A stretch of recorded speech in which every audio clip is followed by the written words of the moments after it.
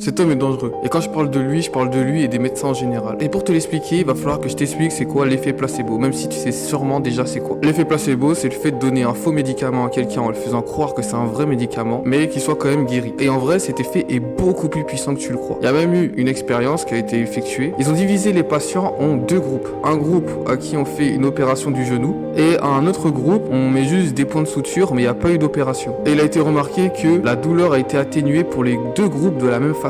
Déjà là, c'est une dinguerie, tu vois. Mais il y a son effet opposé, c'est l'effet nocebo. C'est le fait de donner un faux poison à quelqu'un en lui faisant croire que c'est un vrai poison, mais qu'il ait quand même les symptômes du poison. Donc en gros, le fait de dire à quelqu'un, si tu fais ça, tu vas avoir ça comme conséquence, et ben, même si ça part d'un bon sentiment, ça peut le rendre malade ou augmenter les symptômes de sa maladie. Selon les scientifiques, pour que l'effet placebo fonctionne, il faut que le patient y croit vraiment. Sa croyance à un médicament, à la science ou au médecin, plus elle est forte, plus ça a de chances de fonctionner. Donc en gros, plus tu y crois, plus c'est puissant et plus ça a des conséquences. Mais le problème, c'est que c'est plus facile de donner une croyance négative que de donner une croyance positive. Pour l'effet placebo, faut une salle d'opération, des médecins, même faire une fausse chirurgie, un hôpital, donc c'est très compliqué. Ou alors un cabinet de médecins, mais c'est très compliqué. Alors que pour l'effet nocebo, bah, t'as juste à dire une phrase et c'est fini. Et en plus, si t'es un médecin, par exemple, il y a eu un mec à qui on a diagnostiqué à tort qu'il avait un cancer en phase terminale. Et il est mort dans les temps impartis comme s'il avait vraiment le cancer. Donc je dis pas que les médecins sont des démons, tout ce que je dis c'est qu'ils ont énormément de pouvoir sur nous. Et on pourrait même se poser une autre question, c'est à quel point on est baigné dans l'effet nocebo.